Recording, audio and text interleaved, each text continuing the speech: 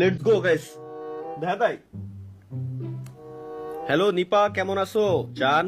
এই তো আমি ভালো আছি জান। তুমি কেমন আছো? সারাদিন কি করছো? জান বলতেছিলাম যে আজকে লাইভ স্ট্রিমে আসছি, বুঝছো? হঠাৎ করে লাইভ স্ট্রিমে। এখন আমার অডিয়েন্সের উদ্দেশ্যে কিছু বলো। ও মা, হঠাৎ লাইভ কেন? যাই হোক, অডিয়েন্স তোমরা সবাই চলে এসেছো দেখে তো দারুণ লাগছে। আচ্ছা, সত্যি করে বলো তো, তালহা বেশি কিউট না বেশি পাগল? কমেন্টে করে জানাও কিন্তু।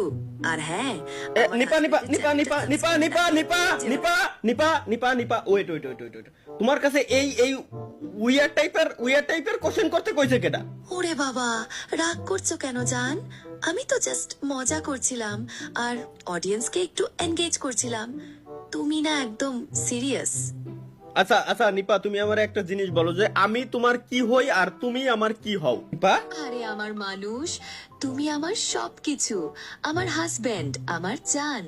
আর আমি আমি তোমার নিপা, তোমার সঙ্গী, সব সময় তোমার পাশে থাকা বন্ধু। ঠিক আছে ঠিক আছে। আচ্ছা শুনো শুনো, তুমি একটা কাজ করো জান, তাহলে এখন আমার অডিয়েন্সের উদ্দেশ্যে তুমি একটা 18+ জোকস শোনাও। 18+ হইতে হবে মাস্ট।